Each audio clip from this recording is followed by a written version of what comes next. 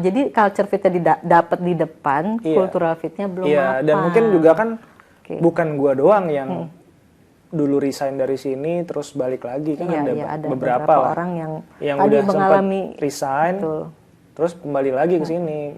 Maksudnya itu jadi mungkin memperkuat argumen atau fakta bahwa hasil kuesioner menyatakan kenapa mereka stay di sini karena itu ya. Karena culture, karena lingkungan. Kalau gue memang waktu pencarian karir itu gue yang kayak awal, gue job fit dulu yang gue dapetin. Gue cari tuh job fitnya dulu gitu. Baru setelah dapet job fit itu ketemu di sini yang sebenarnya gue tidak berencana lama karena bagi gue jadi lama gitu. Karena gue pikir kan dulu gue belum berpikir adanya cultural fit sih. Bagi gue orang karir itu adalah naik jabatan gaji gitu aja tuh urusannya gitu kan. Jadi gue kekeh ngejar job fitnya dulu. Di satu titik gue ketemu ketika di MUC, loh ternyata kerja itu job fitnya cocok. Kulturnya cocok, itu membuat kita tuh menjalani karir tuh seperti kehidupan aja, biasa, ngalir dan menyenangkan. Seperti hakikatnya hidup kan, kita butuh makan, ya sama gitu. Gue kerja itu adalah sesuatu yang gue seneng jalanin, dan kalau gue nggak jalanin tuh malah tubuh gue ada yang kurang. Nah itu ternyata di tempat ini, dan tadi rencananya sebentar tapi ternyata jadi kok lama gitu. Lama ya. Udah berapa tahun Beri? Belasan tahun. Lama belasan di sini ya? Belasan tahun itu cukup lama ya. Jadi tapi memang gue sudah merasakan cultural fit itu beda deh ketika lo masuk kerja, walaupun lo sudah job fitnya lo cocok dengan lo berada di tempat yang lingkungannya baik gitu, lingkungannya cocok sama nilai lo, beda banget. Menjalani hari-harinya itu beda rasanya. Tapi tadi gue juga jadi mau menambahkan ya, lu bilang memang kalau orang udah culture-nya udah cocok, nyari job fit-nya mungkin jadi belajarnya lebih tenang. Gue juga merasakan itu sih. Waktu awal-awal balik yang kedua, ya mungkin gue juga suka sharing sama lu ya, bahwa gue ngerasa nggak terlalu, gue ngerasa, wah gue masih jauh nih kayaknya sama yang lain, gitu kan? Karena ya memang gue mulai dari awal, dan gue sempat keluar, dan gue compare sama teman-teman gue yang mungkin sebelumnya gue tinggal di posisi yang sama gue, atau bahkan di bawah gue. Sekarang pas gue balik, dia udah jadi apa? Dia udah di atas gitu. Ya karena gue kehilangan momen kan, sekian tahun gue nggak menyentuh bidang ini saat itu. Tapi karena culture-nya udah oke, jadi gue lebih hati gue mungkin lebih dingin ya, menerima input, menerima masukan. Pertama job fit-nya udah, maksudnya gini, udah cocok. Terus kulturnya juga pas, sehingga tumbuhnya jauh lebih cepat. Gitu. Nah itu apalagi kalau datang masuk di kondisi job fitnya memang sudah bagus banget. Mungkin itu lebih gitu. Lebih cepat gitu. Lagi. Karena gue juga ngerasa pas masuk MUC itu pertama posisi gue asmen, gue tuh sebenarnya belum memahami beberapa pekerjaan gue hari ini. Nggak kebayang juga bahkan gue mengerjakan pekerjaan hari ini. Pekerjaan hari ini gue tuh adalah benar-benar proses belajar di sini. Dan itu ternyata mudah bertumbuh karena memang tempatnya subur untuk diri gua ya gitu. Itu sih, jadi ini penting loh. Kultur fit cocok sama value kita tuh penting banget. Gitu. Oke. Ya, berarti tadi ya balik lagi ke 4 tadi yang harus terpenuhi indikator yang terkait dengan perusahaan atau organisasi itu fit dengan culture kita. Yang pertama terkait dengan remunerasi, ya minimal ya. Kedua personal space, kemudian kesehatan fisik, sama kesehatan sosial. Nah, gue kemarin denger lu membaca hasil riset dari Harvard Business Review yang mau lu ceritain di sini tuh apa? Oh iya, jadi di artikel tersebut itu bilang perusahaan yang baik itu adalah perusahaan yang bisa meramu semua banyak aspirasi yang berbeda-beda. Dia kasih contoh sih macam-macam ya, kayak misalkan ada orang yang seneng dengan 9 to 5, ada orang yang nggak seneng sama 9 to 5. Nah, terus kemudian perusahaan tuh bisa kayak tetap mencoba mencari jalan bagi mereka-mereka tersebut gitu. Iya.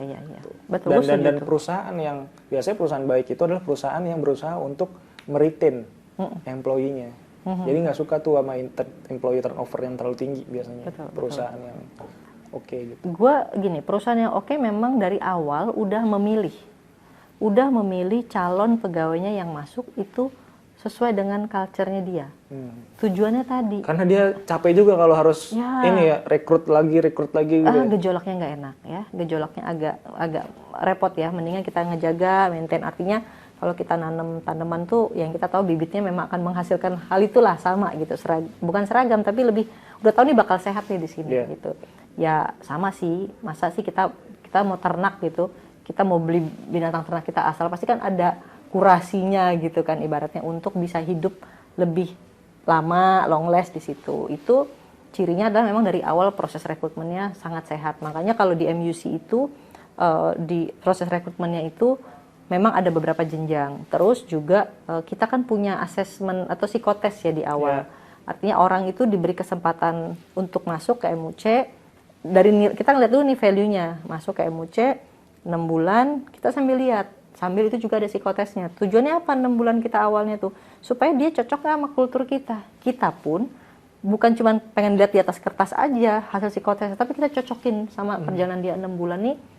Dia cocok apa enggak gitu.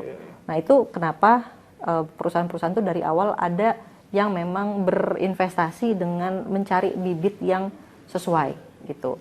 Nah yang berikutnya juga perusahaan yang tadi yang kata Harvard Business Review gue juga setuju, itu meramu aspirasi. Nah itu kan udah ciri bahwa di tempat itu komunikasi udah baik. Adanya komunikasi dua arah. Jadi bukan anak buah itu atau karyawan itu hanya menjadi receiver, tapi juga dia memberikan aspirasinya. Nah orang tuh kalau bisa memberikan aspirasinya di situasi kayak apa sih? Di situasi yang secara psychological sudah safety. Sudah tercapai psychological safety di perusahaan itu. Dia mau kritik, dia mau nyampein saran, atau dia mau mengemukakan kesulitan dia atau pendapat dia, pun nggak ada khawatirnya, karena memang penyikapan dari manajemen pun open gitu. Nah kalau aku ambil sampling tadi Aceh kan bilang tentang waktu kerja ya, MUC ini kan pas pandemi memang sudah 100% WFH ya. Nah ketika mau kembali pun tinjauannya banyak sekali dari mulai riset dan lain sebagainya. Tapi ketika harus kembali pun kita mendengar aspirasi dan kita coba jalan tengah. Dan terus mengembangkan sistem dengan kita mendengar kebutuhan orang apa. Kita mengembangkan sistem digitalisasi untuk mengakomodir itu pun dasarnya adalah kebutuhan karyawan. Itu tidak akan pernah tercapai kalau kita nggak buka telinga kita. Mendengarkan aspirasi. Dan bagaimana orang bisa kita dengar aspirasinya kalau mereka nggak safety. Yang kita bangun adalah safety-nya dulu, bagaimana mereka berani mengemukakan kesulitannya ataupun pendapatnya dia gitu. Banyak sih program-program itu kan juga sebenarnya dibangun membuat orang secara psychological safety itu hidup di situ tuh juga kita kan ngebangun. Banyak kan kalau program-program di MUC yang Aceh tahu. Benar. Gitu. Nah, ada pertanyaan yang menarik juga nih, Mbak, dari sisi manajemen ya. Kapan aspirasi ini kan banyak, Mbak, dari bawah gitu. Kadang aspirasi ini juga mungkin kan dia tidak kita ya yang memberikan aspirasi itu nggak bisa ngeliat dari sisi manajemen, resources yang dimiliki perusahaan sebesar apa. Gimana perusahaan dari sisi manajemen itu bisa bisa mencoba mengakomodir atau tidak mengakomodir gitu. Memilih sesuai dengan resources yang ada. Gitu. Mana yang diakomodir, mana yang enggak. Karena mungkin banget aspirasi tadi nggak bisa dilakukan karena resource-nya nggak ada. Misalnya. Nggak semuanya. Sama sih, aku memahami gini, ini sebenarnya sama kayak manajemen di rumah kita masing-masing. Ketika anak kita meminta sesuatu, apakah semua yang diminta anak kita diikutin? Kan ada yang diminta anak kita nggak sehat, maka kita nggak ikutin. Apa yang diminta anak kita tidak sehat bagi keuangan keluarga, itu juga tidak diikuti. Apa yang diminta amanah kita ternyata membahayakan yang lain, itu tidak diikuti. Jadi sama manajemennya juga, nomor satu keterbukaan sih. Jadi pertama kita dengerin, kedua memang terbuka pada situasinya. Apa yang kita akomodir kita akan bilang bisa nih, karena kita punya ini. Kita dengarkan, kita coba wujudkan. Bahkan kita ngajak, yuk kita bantu wujudin. Kayak di inovasi. Di MUC itu punya project inovasi yang datang dari bawah. Kita atasan atau top level manajemen tuh mendampingi. Nah sepanjang memang memungkinkan, ayo kita wujudkan bareng-bareng. Tapi kalau nggak mungkin karena keadaan misalnya, kita akan sampaikan, kita akan dialog terbuka, nggak ada tertutup-tutup. Biar disaksikan semua, biar semua dengar, kita jelaskan situasinya. Saat ini situasinya nggak mungkin karena ini. Mungkin ada orang yang logis menerima, tapi ada yang enggak. Tapi sekarang kita mau berpikir yang nggak logis atau berpikir yang logis? Kan ini perusahaan harus digerakkan dengan sesuatu yang logika ya. Kita bisa menjelaskan secara jelas, logis, why-nya dapat, harusnya orang dewasa yang bijaksana akan nerima. Nah, atau misalnya situasinya saat ini belum, atau tidak mungkin sama sekali karena membuat ada sebuah kerugian, itu kita jelaskan juga. Karena kan nggak semua orang memiliki pemahaman yang bijaksana bahwa ada yang orang punya keinginan, dia nggak mikir tuh keinginan itu membahayakan orang atau sifatnya egosentris, itu harus dijelaskan gitu. Kalau saya bisa menjelaskan di forum atau kalau ternyata alot banget kita jelaskan di belakang. Memahamkan, kalau bahasa top level manajemen MUC adalah memahamkan orang agar ia paham. Gitu. Berusaha memahamkan orang itu memang agak effort ya. Lebih enak kan perusahaan tuh mengeluarkan aturan, nih harus ikut. Itu mudah, tapi tidak dapat banyak hal. Apa yang nggak didapat? Psychological safety nggak dapat. Orang ngerasa aman. Yang kedua yang juga nggak dapat adalah bagaimana karyawan tuh merasa dihargai. Itu nggak dapat tuh. Yang ketiga yang paling parah, manajemen tuh nggak bisa dapat insight. Aspirasi tadi tuh nggak dapat karena apa? Kita tutup. Nah itu bahaya. Gitu. Nah di 3 hal ini aku ngeliat di MUC kita bangun karena ini butuh proses panjang yang menimbulkan nanti bentuknya adalah trust dari karyawan gitu. Oke, udah panjang nih kita.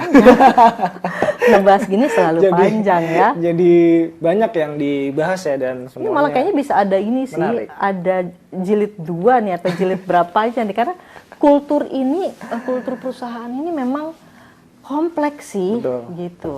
Benar. Gitu. Dan harus harus dijaga juga supaya sustain. Betul. Kalau itu udah bagus gitu ya. Yang berat kan menjaga ya Mbak ya. Betul. Menjaga. Kenapa juga penting? Karena tadi employee experience di sebuah perusahaan zaman sekarang ya tadi kan Acai bilang di awal, kenapa sekarang kita masih mendengar orang itu nggak cocok sama pekerjaannya? Sama ketika orang cocok juga sama pekerjaannya dan tempat itu memang tempat yang positif, itu kesebarnya juga mudah banget, gitu. Jadi bukan bermaksud apa ya, tapi memang ini penting loh. Employee satisfaction atau experience itu juga penting buat perusahaan untuk kestabilan, gitu. Itu cukup penting. Karena akan kembalinya sebenarnya ke perusahaan lagi ya, ke eksistensi perusahaan itu dalam jangka waktu yang mungkin lebih panjang dibandingkan perusahaan sejenis di luar sana. Betul. Gitu. Mungkin pertanyaan terakhir nih Mbak, karena kita udah cukup panjang diskusinya tadi ya, udah kemana-mana gitu ya. Jadi kalau kita masih belum menemukan ya kriteria perusahaan yang ideal ya, yang tadi culture-nya fit dengan kita, apa sih yang kita lakukan seharusnya ya? Kalau kita belum nemu yang ideal, menurut saya coba jalanin dulu. Yang penting tadi 4 tadi itu kalau 4-4-nya belum dapat minimal 1 dan 2 dapat dulu lah. Misalnya pendapatannya mencukupi untuk kehidupan kamu, memenuhi kebutuhan kamu. Sama lu punya personal space, misalnya kalau mau ibadah masih bisa, cuti masih dimungkinkan, kan undang-undang mensyaratkan 12 hari dalam setahun tuh orang boleh cuti ya. Nah itu minimal yang dasar dulu, selebihnya kenalin dulu tuh perusahaan. Karena orang sekarang tuh banyak emosional dan agak overthinking, jadi dalam waktu singkat tuh kadang dia sudah langsung judgement, nih gue gak cocok di sini gitu. Padahal kadang butuh waktu kamu mengenal dan meresapi maksud interaksi yang ada atau nilai yang ada. Jadi saya pikir minimal 2 itu aja dulu dari 4 kriteria tadi ya, baik pendapatan, personal space, lingkungan sehat, lingkungan sosial yang sehat. Dapetin dulu 1 dan 2. Mudah-mudahan sih kedepannya kamu explore sepanjang gak ada yang prinsipil sih Cai. Kalau misalnya gini, kalau tadi di prinsip gaji tersendat, ya itu jangan. Iya, itu berat juga ya. Berat gitu kan. Atau misalnya kamu tuh jam kerjanya nggak pasti dan kamu sampai sakit. Itu kamu perlu mikir, walaupun ada pepatah gini, lebih baik capek kerja daripada capek nyari kerja. Itu benar di zaman sekarang. Jadi realistis juga melihat itu, sepanjang nggak ada pelanggaran yang terlalu parah ya, misalnya pelecehan seksual itu sih tinggalin ya, apapun yang terjadi itu membahayakan diri dan nyawa kita pergi gitu. Tapi sepanjang 2 itu coba jalanin, jangan pernah buat keputusan atau judgement ini tempat nggak cocok dalam waktu yang bersamaan dengan proses adaptasi lo gitu. Itu bahaya banget. Udah tenang, udah 1 tahun, udah adaptif, kerjaan udah aman, coba pikirin sejalan nggak sih? Kamu bertumbuh nggak sih di tempat ini? Gitu. Mantul. Terima kasih banyak Mbak Eri Sama-sama. buat materinya Thank you. hari ini. Ya mungkin teman-teman bisa selalu stay di podcast ini ya. Kalau mau dapat banyak insight terkait dengan dunia kerja. Dan mungkin ada closing statement nggak Mbak Eri? Ya, closing statementnya adalah tadi tempat kerja yang ideal tuh cocok banget buat kita untuk kita pikirkan dengan benar. Karena kalau kita berada di tempat yang sehat, tempat yang benar, itu tuh akan tumbuh lebih subur lagi gitu. Tapi kalau kita terjebak di tempat yang salah, memang itu akan bumerang buat perkembangan diri kita. Tapi juga hati-hati, jangan terlalu early menyatakan tempat ini ideal atau tidak gitu. Ya, kuncinya tadi sebenarnya kuncinya juga sabar dalam menemukan tempat kerja yang paling sesuai dengan kita dan tidak terburu-buru melakukan penilaian bahwa ini cocok atau enggak. Tadi kalau menurut Mbak Eri minimal setahun, mungkin bisa lebih. Bisa saja. Bisa lebih. Oke teman-teman, itu aja dari kita berdua. Kalau gitu sampai sini dulu ya Mbak Eri ya. Oke. Sampai ketemu lagi di Human SP Podcast edisi selanjutnya. Dadah. Dah.